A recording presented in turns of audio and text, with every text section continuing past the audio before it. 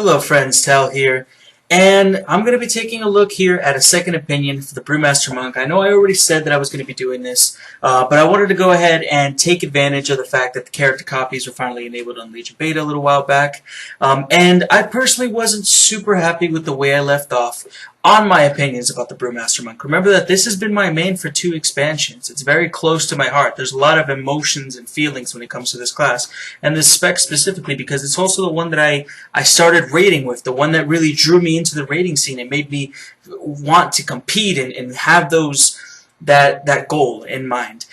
So I wasn't super happy with the way I left off when I was talking about it in my overall tanks perspective, and I wanted to take a second look at it with primarily all the gear that my main monk has.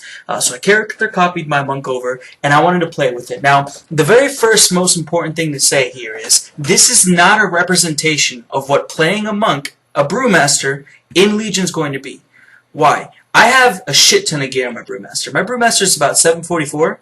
He has, double upgraded Mythic Warforged pieces, gem sockets all over the place. His crit in this video that I recorded is like 43%, so he's healing like crazy. It's a lot of gear. But the reason I went ahead and did this was because I wanted to get an idea of how the spec is supposed to play when you're maxed out on a lot of your stats, when your crit rating's really high, when you have a bunch of those things. Obviously, there would be diminishing returns. If I was leveling, when I will be leveling my monk on when actually like the Legion launches, I'm obviously going to have, increased diminishing returns every time I level. When I get to 102, my crit's not going to be amazing anymore. 105, my crit's going to be shit. It's going to be very, very different from what playing it at 100 when the game launches is going to feel like. But I wanted to get a sense of just how much the self-healing from the crit Celestial Fortune, which if you don't know what that does, is according to your crit, you have a higher chance to be healed. So let me say it like this so I can be very clear. If a priest flash of light heals you, according to your crit, you have an increased chance to cast another heal on yourself that's equal to 60% of the heal that was cast. I hope I said that the right way. It basically means that every time you get healed, there's a chance that you get healed for an additional amount. Not 100% of the same heal, so you're not going to get double healed, but you'll be heal and a half, essentially, is what you're going to be doing. And obviously on this monk, I have stupid amounts of crit. I was able to heal myself up like crazy. There's going to be various moments when I only use Expel Harm at 1 or 2 orbs, and the heal is a shit ton. It's a lot. Especially when you look into healing elixirs. You heal yourself for about 15% of your life. Usually it just bursts me all the way up. Probably because of the Celestial Fortune. Something to note, though, is that this, again, is not representative of what the Brewmaster, once you're actually leveling, when you're 105, 106, 110, is going to be. But it does give me a little more insight into basically the way that Blizzard has been building the spec. I pretty much, personally, separate all the tanks into different little categories. For example, I put the Protection Paladin and the Protection Warrior together, in that they both have lots and lots of damage reduction coming from different sources. They both feel pretty stable. Prot Warrior specifically feels very solid and stable. And the Prot Paladin, while it has more healing, the Prot Warrior, it's also not a crazy, ridiculous amount of self-healing, but they reduce damage like crazy. And they're very strong. I put the Demon Hunter, so Vengeance and Blood, DKs, together because they're tanks that rely on self-healing, on managing themselves, on keeping themselves up. They don't, Blood DK has a decent amount of damage reduction in other areas. It's actually very similar with the Prot Paladin has a lot of damage reduction, has some healing. The Blood DK has some healing and some damage reduction he can talent into. But then the Demon Hunter, of course, is very, very much reliant on the self-healing that is afforded to it by fire damage, by the Charred Wardblade's artifact trait, by its Soul Cleave, things of that nature. So essentially, I put that kind of together. What I do want to say, though, is that it seems that very similar to how the Bear Druid receives extra healing from their mastery, Brewmasters with the crit, Celestial Fortune, and everything can get that extra healing as well. And it's actually, maybe not poetic, but it does seem that they go together in that fashion. So basically, what am I trying to say with this video? I want to say that Brewmasters are not bad, okay? My negative impression of them, the amount of negativity I've kind of put towards them, has been mostly because I didn't understand the direction that the changes were going, and because I didn't really see it working out too well.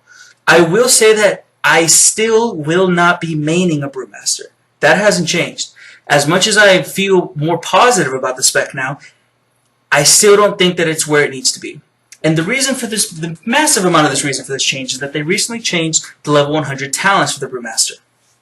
They changed them all to be much more competitive, much more interesting, more meaningful. To go over those really quickly, let me just go ahead and do this.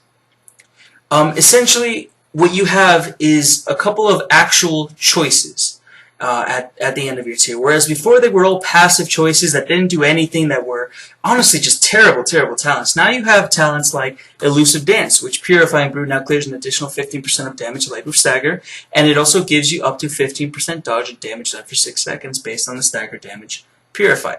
So what I've been hearing a lot from people doing any sort of raid testing, any sort of meaningful testing on the Legion beta, is you are constantly at medium to high stagger all the time. If your Purifying Brew doesn't clear everything anymore, it clears half. So what you're going to be basically having is managing the Elusive Dance, which is giving you an additional 15% dodge and 15% damage done, but also clearing more of the stagger when you purify, giving you a little bit of an edge. So if you find yourself purifying all the time, you can manage this big dodge and damage done buff.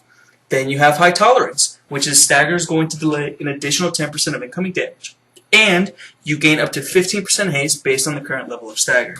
Which again, when you have a bunch of stagger, because people have been saying that they're at like medium to high stagger constantly and they can't get rid of it, you're going to have a lot of haste. And what does haste do? Not only does it give you energy, but it also decreases the cooldown of your brews. So you have more Iron Skin brew charges, more Purifying brew charges. It lets you do your abilities faster. You have Keg Smash coming up quicker. You can have your Fortifying brew up much more often. It's a very powerful thing. If you're sitting at high stagger all the time, you will just have 15% haste up all the time. And then the real star, but what's going to take a little bit of time to get used to figuring out when the best time to use is Blackout Combo. We finally have a more active level 100 talent. This one's going to be really, really interesting to see what people pull off with it. Blackout Strike empowers your next ability.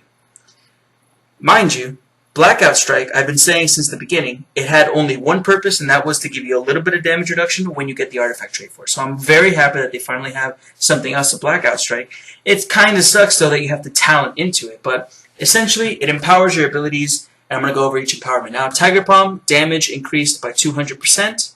Breath of Fire, cooldown reduced by 6 seconds. Keg Smash, reduced the remaining cooldown of your brews by 2 additional seconds. Iron Skin Brew, pauses stagger damage for 3 seconds. Purifying Brew, grants you a stack of Elusive Brawler. So obviously, the big shining ones out of this is Tiger Palm, because it just gives you a big burst of damage. Breath of Fire, because it makes your AoE come up more often, and you'll be able to get the damage reduction from the artifact trait, which, let me just say this real quick. I think Brewmaster AoE is fucking abysmal unless you pick up Rushing Jade Wind. If you don't pick up Rushing Jade Wind, if you have Mew Zhao, the Black Ox, or Special Delivery, I feel like I can't keep, like, not that I can't keep AoE aggro, because obviously Keg Smash smashes everything in their face, and it'll never leave you. But if there's like a sudden AoE pack, you don't have Keg Smash off cooldown, it kind of really, really sucks. I love Rushing Jade Wind, honestly. I feel like just picking it, even in single target scenarios, I feel it's just very, very useful. Obviously, in a single target only boss, you're going to take something like Mew Zhao. Special Delivery is too dependent on RNG, and because it's a passive talent, I believe that it's actually coming out. It's mathing out right now to be lesser than the other talents, at least for damage done. But I mean, Mew Zhao's, Mew Zhao, it's Zwin, same thing. This tier has never been super crazy amazing. If we're being totally honest here, if you've been playing Brewmaster for a while, you know what I'm talking about. But I do like that Blackout Combo gives you more choices. Keg Smash is going to obviously give you more of your brew charges. Iron Skin Brew pauses stagger damage, which is really great. Purifying Brew is probably not going to be that amazing because it just gives you a stack of your mastery, which is, I mean, nice, but not something you really want to focus on. But these changes mean that they are still giving improvements to the monk. They are still looking at them. And honestly, through my playing, through what I was doing with the couple of dungeons that I ran, just keeping in mind that, of course, everything will change later on. Everything's going to be different once you get all the artifact traits. I see monks as being fine. They're going to be strong. They're going to be solid. Something very interesting about them is that they are able to delay so much damage that's being put on them and then just purify it off. I've said this a couple times already, but purifying your damage will be so much more important in this expansion than it has ever been. Okay, you're going to be able to reduce so much of the damage that'll be happening to you because you just stagger so much of it and then just purify it off. It just disappears. It goes away into the nether. It's fantastic. But my issues with it still stand. Do you have any damage reduction cooldowns? No. You have diffuse magic or dampen harm. Your artifact trait is not a damage reduction. Your fortifying brew is on 7-minute cooldown now, which gets reduced by Tiger Palm and Brew Cake Smash. All that, so that still exists. But you don't have any true damage reduction besides the artifact trait for Blackout Strike and Breath of Fire. It's a little worrying. If you're watching the video right now, there's this little like the ball in the cup thing that's going on with the boss. I just want to point attention to this because I think I'm kind of fucking amazing for getting this right. So I'm trying to follow this. And I'm not entirely sure, but I get really cocky, and I'm just like, fuck you guys, I know it's in this one. This poor little, like, warrior over here is trying to be all cool, and he's just, I was right, though. Watch, look at that shit. Amazing. And that was with the less camera distance. Let me just point that out there. Fuck. I do want to point out, again, I am using a legendary ring, so me getting all big and doing a bunch of damage and all that crazy stuff, that's not obviously going to be happening at level 110. But with these talent changes, with the playing that I did, with all the dungeons that I ran, trying to get a feel for what it's like when you actually have some gear, how the spec goes, how many charges you have available to you, how you kind of want to wait until you're about half health, then use Expel Harm and your Iron Skin Brew specifically when you're at like lower to half health because that's when you really need to stagger damage, and then Expel Harm just like bopping you up when you have a decent amount of crit. I don't see them being awful. It's just, utility-wise, they don't bring any sort of raid cooldowns, any sort of raid utility. You have your teleport, you cannot kite anymore, you don't have Dizzying Haze, which I like meant every single day of my life. Dave, the Ox statue will be fine as well, but then you have to lose Leg Sweep, and it's arguable that Leg Sweep is of more utility than, an AoE stun is more utility than just the statue. So there are still issues that I have with the Brewmaster that personally make me not able to choose it, not when I'm comparing it to a Guardian Druid or a Vengeance Demon Hunter. I can't choose a Brewmaster over that. As much as I do love the spec, and I can sort of see what they're going for here, where it's much more in control. I think that's something important to say about the Brewmaster. They are very much in control of what's happening to them. You use your Iron Skin Brew when you actually need to stagger damage. You just flat out throw chunks of damage that's on you out the window with Purifying Brew.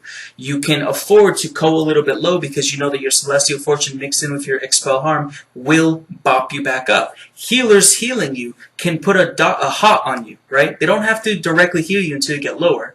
And with your Celestial Fortune, you'll be able to duplicate those hot effects, or almost duplicate the hot effects, giving you even increased healing.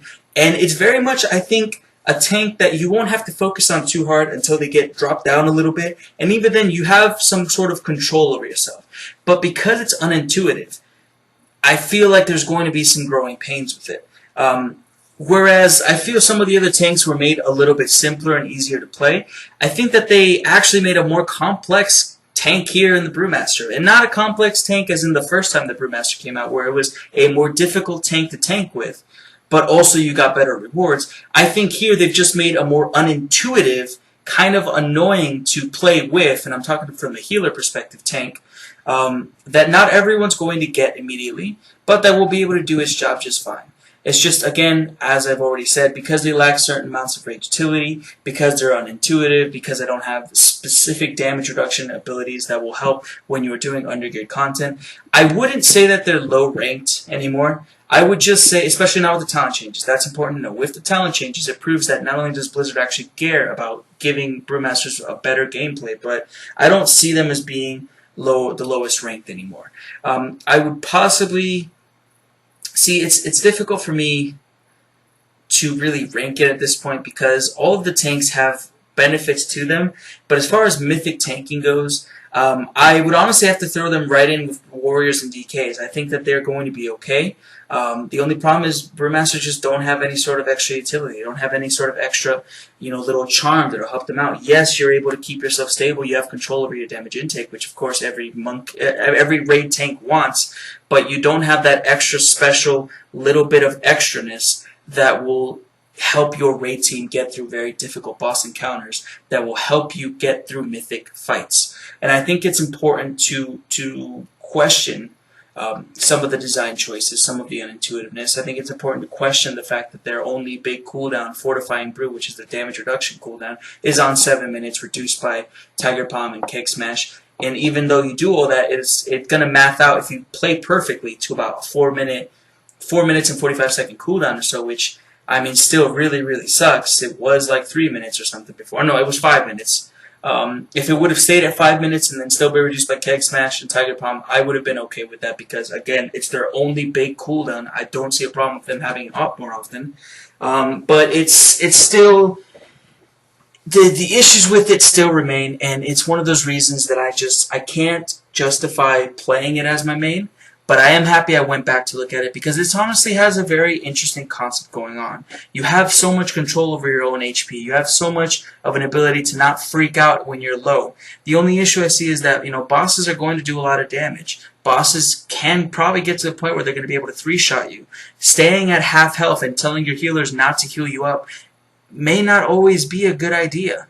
And if you don't play like that, if you're using your Iron Skin Brew all the time and you're at maxed health and you don't really need to stagger this damage and you're not purifying as much, you're not proccing your healing orbs because you don't have less health to increase the chance of proccing it, if you play like that, you're not playing the spec the way it was intended. You're not playing it to the extent of its strengths, which I think will be a problem at some points.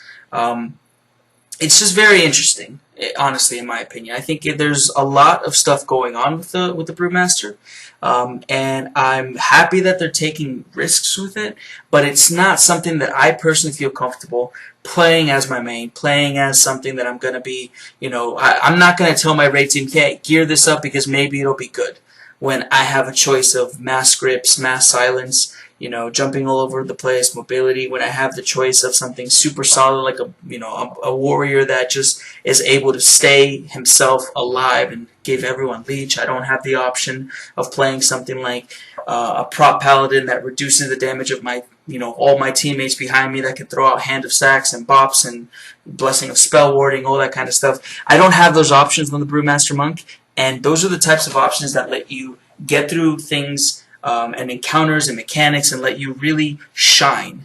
And besides staying alive, you have more of a job as a tank than just staying alive. There's more to tanking in this game at this point. Anyone that argues against that is really just being kind of closed-minded. Tanks have to do more than just stay alive. They have to be able to help get through encounters using the unique spells and abilities granted to them by their class and their spec and their talents. And I just don't think that monks have been given that attention. Monks have never been given that attention since the inception of the game when they came out.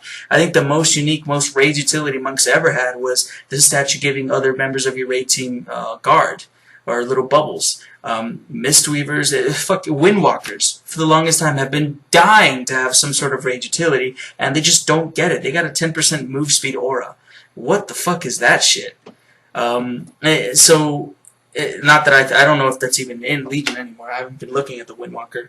But it's that core monk issue that is still present, whereas they don't have the raid utility, they don't have the special things to throw out. They're solid in and of themselves, but they don't bring the extra help to help other people. And when you are thinking, like I am, about a mythic tank, and a mythic raid team that needs to bring everything he can to the table to help his team succeed, you need to be aware of those things. But overall, guys, I just wanted to make this video to let you guys know Brewmasters are good, they're solid. I like what they're doing with them. It's just not the most intuitive. Some people might have some problems with that, and it's definitely not the easiest to play. But overall, guys, I enjoyed my time. As you saw in this video, I kind of raffle stomped a lot of things.